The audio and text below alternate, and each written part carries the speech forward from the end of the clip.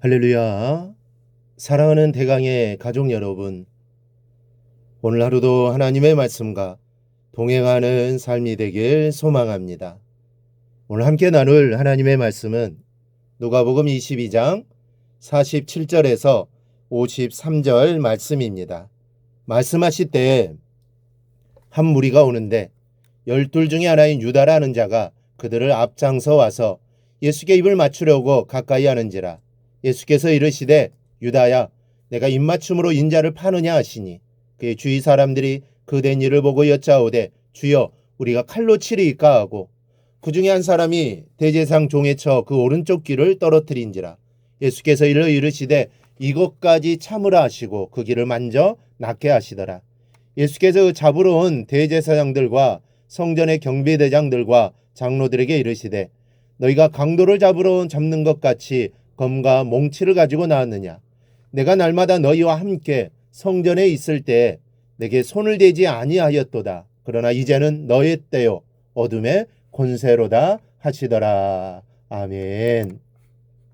여러분의 인내의 한계는 여러분 어디까지입니까?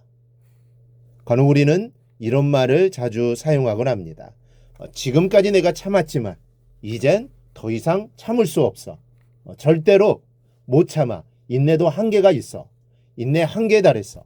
그러나 인내는 한계가 있는 것이 아닙니다. 만약 인내에 한계가 있다면 그것은 인내가 아닙니다. 진정한 인내는 끝까지 참는 겁니다. 지금까지 참았지만 이제 더 이상 못 참는 것은 지금까지 인내한 것이 아니라 엄격히 말해 벼른 것입니다. 그 한계를 벗어날 때에는 가만히 있지 않겠다. 가만두지 않겠다고 벼르고 있었던 겁니다. 이러한 우리에게 오늘 주님께서는 이것까지도 참으라고 하십니다. 주님께서 겟세마네의 기도를 마치셨을 때 예수를 팔기로 한 가룟 유다가 대제사장과 군졸들을 데리고 예수님께 가까이 와 주님께 입을 맞추었습니다. 그가 입을 맞춘 것은 하나의 사인이었습니다. 자신 입을 맞춘 자가 저들이 찾고자 하는 바로 그 예수라는 것을 분명히 알리기 위해서였습니다. 이것은 배신입니다. 제자가 스승을 배반하고 적들에게 돈을 받고 판다는 것은 엄청난 충격이고 큰 배신입니다. 그러나 주님은 그것을 아심에도 불구하고 내가 하고자 하는 대로 행하라고 하십니다. 여기서 우리는 주님의 인내와 용납하심을 볼 수 있습니다. 제자들 중 한 사람은 그 상황에서 칼을 휘둘러 대제사장의 종 말고의 길을 뱁니다. 요한복음에서는 그가 베드로라고 하고 있습니다. 그러나 주님께서는 이것마저도 참으라고 하십니다. 그리고 주님은 오히려 말고의 길을 다시 붙이시고 고쳐주십니다. 인내는 이러한 것입니다. 그 상황 속에서도 인내하는 것은 비록 억울한 일을 닥치고 고통스러운 일이 닥치더라도 하나님의 계획과 뜻 속에 되어지는 것임을 아시기 때문입니다. 주님께서 말씀합니다. 그 잡으러 온 대제사장들과 성전의 경비대장들과 장로들에게 이르시되 너희가 강도를 잡는 것 같이 검과 몽치를 가지고 나왔느냐? 내가 날마다 너희와 함께 성전에 있을 때에 내게 손을 대지 아니하였도다. 그러나 이제는 너희 때요 어둠의 권세로다 하시더라. 이 순간은 저들의 때임을 주님은 아셨습니다. 이제는 너희 때요 어둠의 권세로다 라고 하시는 말씀에서 주님은 체념이 아닌 아버지의 뜻대로 진행되어 가고 있음을 보시고 계신 것입니다. 이것을 알고 아시기에 주님은 동요하지 않고 흥분하지 않으십니다.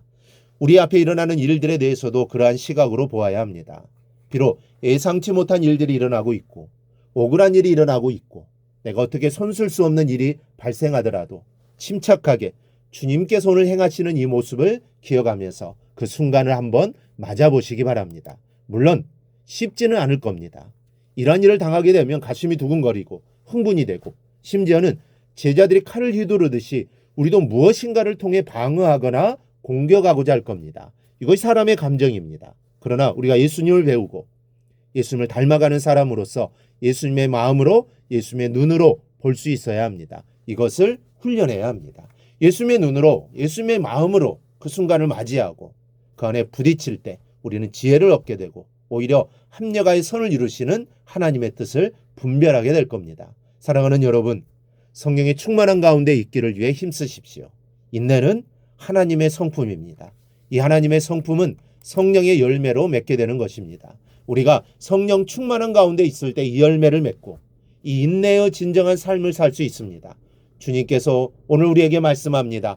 이것마저 참으라. 오늘 말씀을 기억하고 인내하시되 끝까지 인내하시고 도저히 인내할 수 없는 상황이 오면 오늘 말씀의 예수님을 바라보며 끝까지 인내하는 저와 여러분이 되기를 주님의 이름으로 축원합니다. 오늘 묵상한 말씀을 굳게 잡고 삶으로 실천하며 살아내는 대강의 모든 성도들이 되기를 축복합니다.